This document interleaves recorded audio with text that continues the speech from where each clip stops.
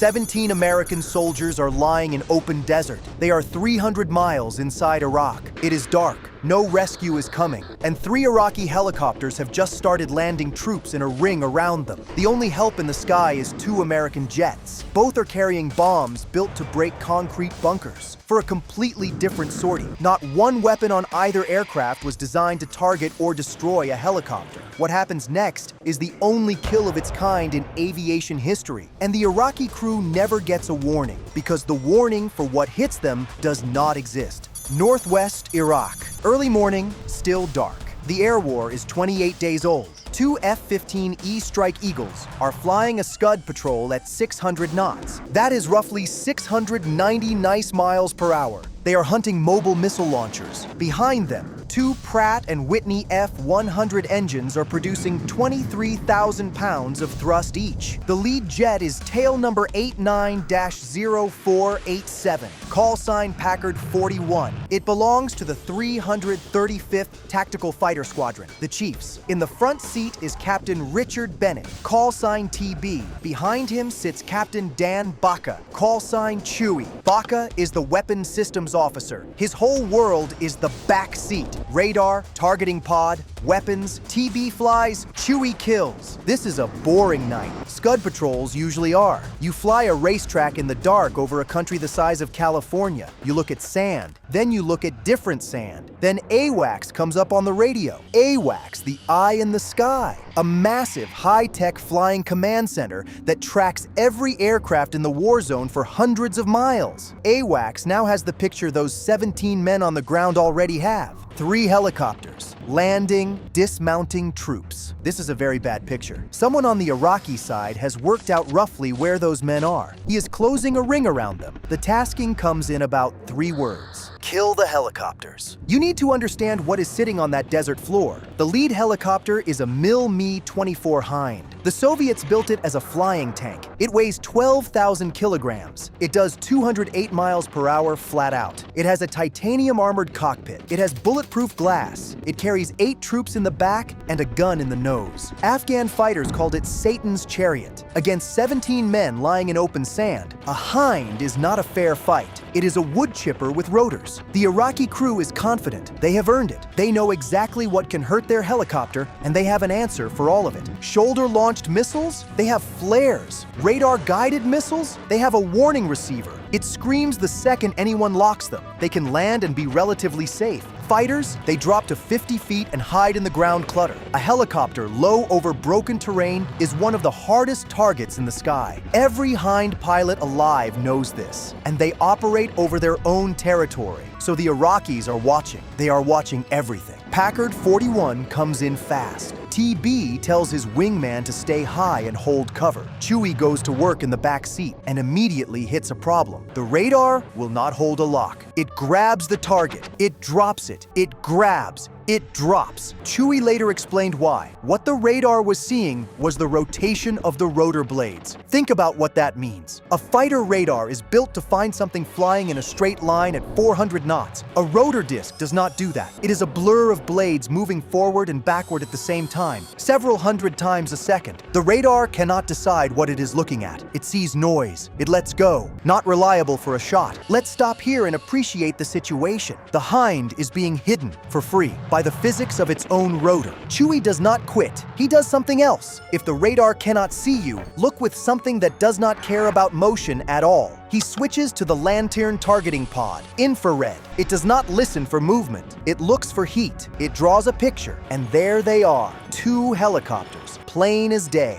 rotors spinning in the thermal image. No lock needed, no radar return needed, just a warm machine sitting in cold sand. Chewy's own words about that moment. Let's treat them as 40,000-pound bunker. And F-15E is best to do just that, because the F-15E is not a fighter that dabbles in bombing. It is a bomber that happens to be one of the best fighters ever built. It carries 23,000 pounds of ordnance, and tonight it is carrying 4 GBU-10 paveway laser-guided bombs. A GBU-10 is a 2,000-pound Mark 84 bomb with a guidance kit bolted to the nose. Inside it sits 945 pounds of tritonal. It is built to demolish bunkers, runways, bridges, hills, and dreams of anything below. It is designed to remove city blocks from maps. It is not designed to intercept aircraft. Nobody has ever needed it to. A Mark 84 has no seeker, no brain,